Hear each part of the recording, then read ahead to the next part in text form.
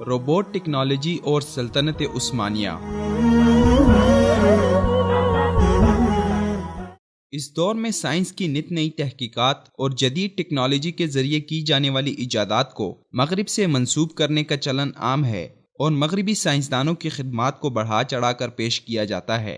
اس حوالے سے robot technology کا آغاز جاپان کی امتیازی خصوصیت سمجھی جاتی ہے، مگر حقیقت کچھ اور ہے۔ روبوٹ ٹیکنالوجی کے آغاز کا صحرا خلافت عثمانیہ کے سلطان عبدالحمید دوئم کے سر جاتا ہے، جنہوں نے اپنی سلطنت کے گھڑی سازوں سے ایک ایسا روبوٹ تیار کروایا جس کا نام علامت تھا۔ ترکی زبان میں علامت معجزہ یا حیرت انگیز چیز کو کہتے ہیں، اور وہ روبوٹ ہر گھنٹے بعد ایک پلیٹ فارم پر چلتے ہوئے آگے آتا اور بازو کھول کر رکوع میں جھک کر سیدھا کھڑا ہوتا اور اذان نشر کرتا تھا۔ سلطان نے یہ نابغہ روزگار ایجاد جاپان کو تحفے میں بھیجی، اور غالباً جاپانیوں کی موجودہ روبوٹ ٹیکنالوجی اسی ایجاد کی مرہون منت ہے۔ تاریخی دستاویزات اور سلطنت عثمانیہ کے تاریخی مندرجات کے مطابق 1887 میں شاہ جاپان میجی کا بھتیجا شہزادہ کوماتسوائکی ہیٹو نے اپنے دورہ استنبول کے دوران شاہ عبدالحمید دوئم سے کی گئی ملاقات میں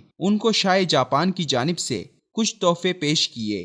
1899 میں شاہ جاپان نے ایک ذاتی وفد استنبول روانہ کیا، جنہوں نے سلطان عبدالحمید دوئم کو جو تحفے پیش کیے ان میں جاپان کا سب سے بڑا تمغہ گریٹ کرزنٹم میڈل بھی شامل تھا۔ ان تحفوں کے علاوہ سلطان کو شاہ جاپان کا ایک خفیہ خط بھی پیش کیا گیا، جس میں سلطان سے استدعا کی گئی تھی کہ وہ اسلام، سائنس، ٹیکنالوجی کی جدت طرازی کے متعلق جاپانی یا فرانسیسی زبان میں معلومات بھیجیں تاکہ جاپانی بھی ان موضوعات کے بارے میں قیمتی معلومات سے مستفید ہو سکیں۔ سلطان اس معاملے کو لے کر شیخ الاسلام کمال الدین آفندی کے پاس گئے، جن کے مشورے سے پہلے مرحلے میں ایک جگمگاتا قرآن اور دوسرے تحفے بھیجے گئے، جبکہ شاہ جاپان کو ان کے مطلوبہ موضوعات پر معلومات کی فراہمی کی فرمائش پوری کرنے کے لیے مزید مہلت طلب کی گئی۔ اس دوران سلطان نے اپنی سلطنت کے نامور گھڑی ساز اور گھڑیوں کی میکانیات کے ماہر موسیٰ دید کو اپنے دربار میں طلب کیا اور ماہرین کی ایک ٹیم کے ساتھ مل کر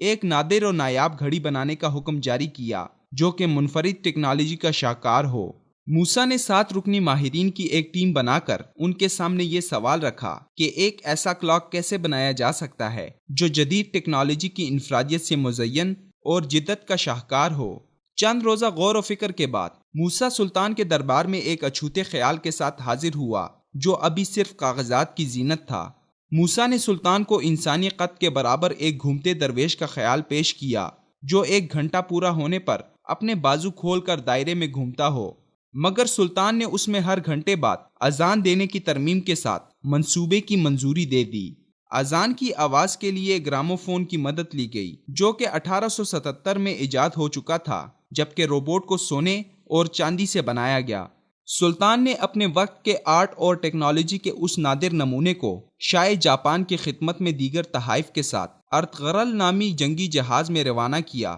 جو کہ بدقسمتی سے اپنے سفر سے واپسی پر 1890 میں طوفانی لہروں کا شکار ہو کر اپنے عملے سمیت ڈوب گیا۔ اگرچہ دنیا کی سب سے بڑی گھڑی ساز کمپنی سیکو 1881 میں وجود میں آ چکی تھی، مگر سلطنت عثمانیہ کے اس تحفے کی بدولت جاپان وہ پہلا ملک تھا جہاں اذان دینے والی گھڑیاں سب سے پہلے بنائی گئیں۔ اس روبوٹ کو خفیہ طریقے سے بھجوایا گیا تھا اور جاپانی دستاویزات میں سلطان عبدالحمید دوئم کے علامت نامی تحفے کا ذکر ہے۔ وہ اصل میں یہی روبوٹ تھا، مگر اس کی تفصیل اس لیے خفیہ رکھی گئی کہ اس وقت جاپانی سلطنت محلاتی سازشوں کی وجہ سے شورش کے دور سے گزر رہی تھی اور یہ روبوٹ بھی اسی شورش کے دوران چوری ہو گیا تھا۔